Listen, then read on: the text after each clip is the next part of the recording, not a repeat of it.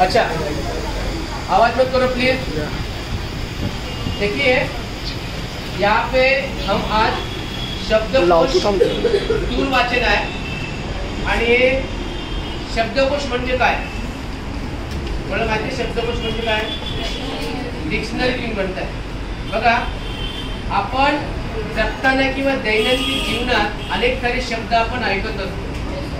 हम शब्द बहुत सारे सुनते ना वर्ड, लेकिन हमें कभी कभी ऐसे पता नहीं चलते कि उसका मीनिंग क्या है। अभी हम डिक्शनरी में जाके पता करते हैं कि इस शब्द का अर्थ क्या है। इतना बोलने के बाद भी समझता नहीं है। दैनंदिन जीवनात आपण सहजपणे अनेक नवीन शब्द वापरतो। हे शब्द अनेकदा आपल्या कानावर पडतात अथवा वाचनातून समजतात। कभी कभी ऐसे लोग कोई भाषण करते हैं या कभी कभी हमारे साथ बात करते हैं ना, तो हमें कोई कोई नया शब्द मिल जाता है तो हमें उसका अर्थ समझता नहीं है। अर्थ बिल्कुल समझता नहीं है।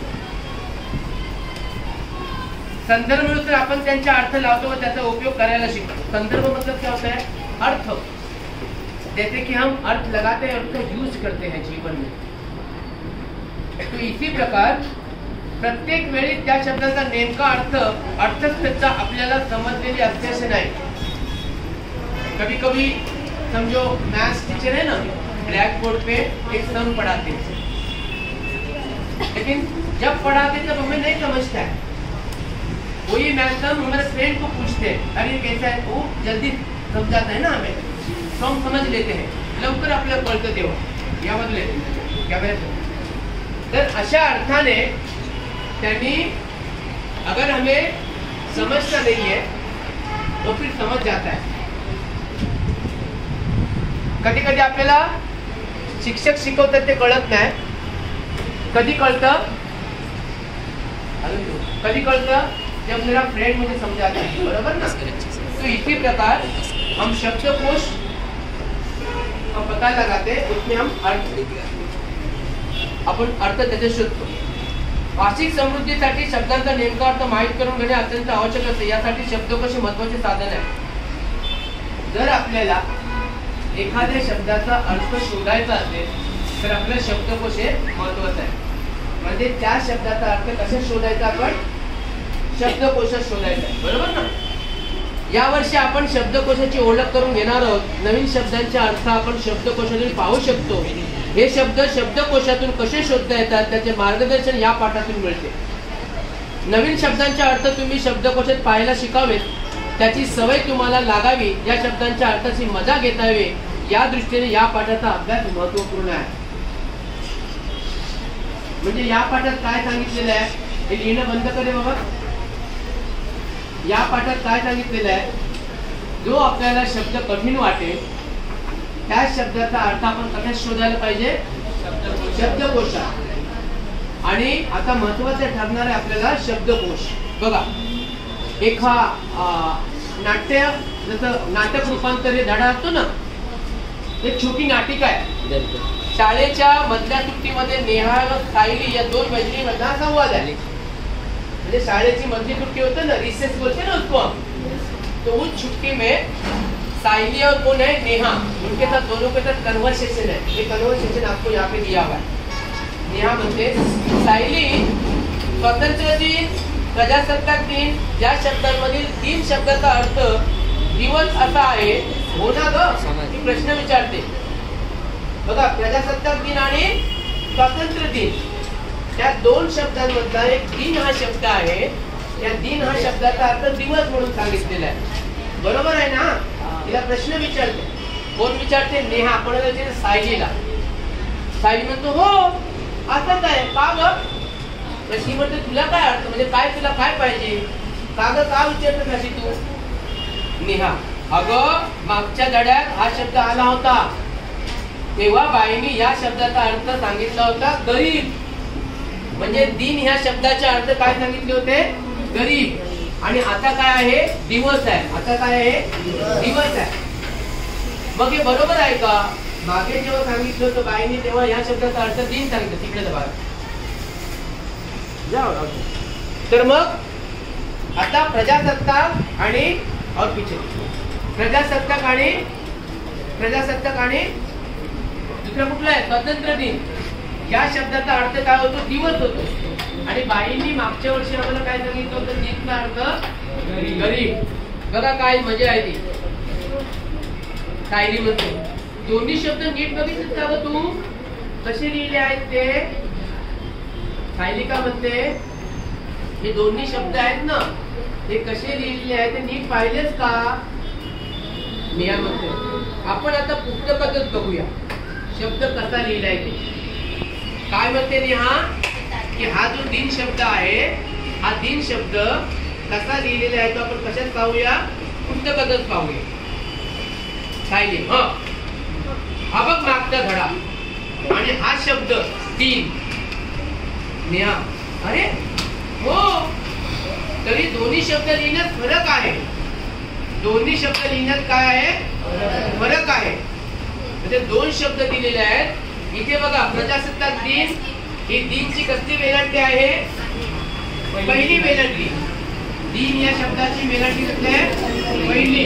याचा अर्थ काय आहे दिवस. काय आहे याचा अर्थ दिवस.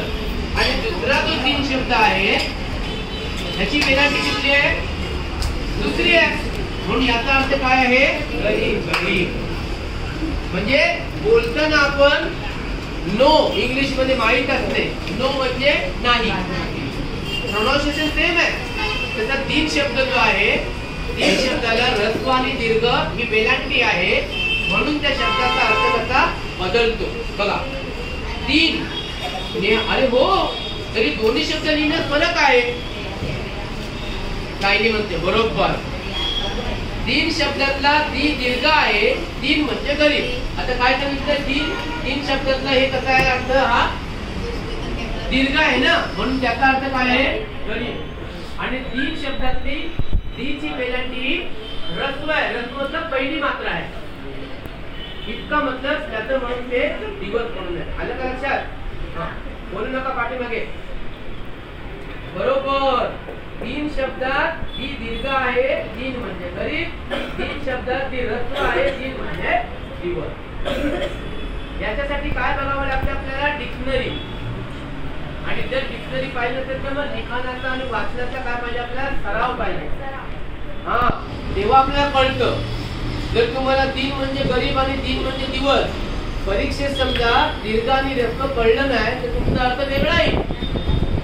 दिन पहिली वेलांटी आली आणि तुम्ही जर गरीब दिलं तर चुकीचं येईल. लक्षात आलं का तुमच्या. म्हणून तुम्ही हे लक्षात ठेवा दीर्घ आणि ऱ्हस्व. ऱ्हस्व म्हणजे दिवस आणि दीर्घ म्हणजे बघा नेहा काय म्हणते शब्दांची किती गंमत आहे ना. अक्षरात बरोबर साम्य आहे पण लेखनातल्या फरकामुळे अर्थात केवढा फरक आहे. म्हणजे लेखनातला अर्थात केवढा फरक आहे खूप फरक आहे. इथेच अर्थातला वेगळा अर्थ निघतो. सायली म्हणते आपण दोघी जण असे नवीन शब्दाने त्यांचे विविध अर्थ रोज समजावून घेऊ. पण आजकाल विद्यार्थी पुस्तकं वाचतात का नाही वाचत. मुलं काय बघतात मोबाईल. आपल्याला जर शब्द आढळला तर आता कुठे कुठे शोधतो आपण गुगल सर्च करतो. पूर्वी गुगल नव्हतं तेव्हा शब्दकोश डिक्शनरी हे सगळं आपण पाहत होतो. तर अशा प्रकारे त्यांनी हे सांगितलं की आपण समजून घेऊया. नेहा म्हणते अगं पण कसे आपल्याला सारखे आपल्या बाईकडे जावे लागेल अर्थ विचारायला. आता त्यांनी काय सांगितलं की आपल्याला जर शब्दाचा अर्थ कठीण वाटला तर आपण कुठे जाऊ बाईंकडे विचारायला. म्हणजे कसं काय शोधणार आपण. सायली म्हणते अगं नाही मला माहिती आहे त्याची गंमत. शब्दांचे अर्थ आपले आपण कसे शोधायचे तुम्हाला दाखवते. म्हणजे सायली हुशार आहे. नेहापेक्षा असं म्हणायचं आहे की नाही ग बाईंकडे जाण्याची गरज नाहीये मला एक गंमत माहिती आहे. सायली आणि नेहा त्यांच्याप्रमाणे अर्थांचे शब्दांचे अर्थ शोधण्याचा आनंद तुम्ही घ्यायला हवा आहे. त्यासाठी तुम्ही पाठातून शब्दकोश म्हणजे काय त्याची रचना तो कसा पाहावा याबाबत माहिती करून घेणार आहोत. आता तुम्हाला जर शब्दाचा अर्थ समजलेला नसेल अगर आपको शब्द का अर्थ मालूम नहीं है तो आप अभी इस जमाने में गूगल को सर्च करते हो, गूगल को पूछते हो, पण आता पूर्वी मात्र शब्दकोश पाहायचा. पण शब्दकोश पाहायचा कसा? आता मोबाईल पण वापरायचा कसा, बरोबर ना? प्रत्येक गोष्ट आहे ती शिकावी लागते. म्हणून मोबाईल कसा वापरायचा, शब्दकोश कसा वापरायचा, शब्दकोश कसा पाहावा, काही नियम आहे. शब्दकोश म्हणजे काय, त्याची उद्दिष्ट तो कसा पाहावा हे आपण समजावून घेऊया.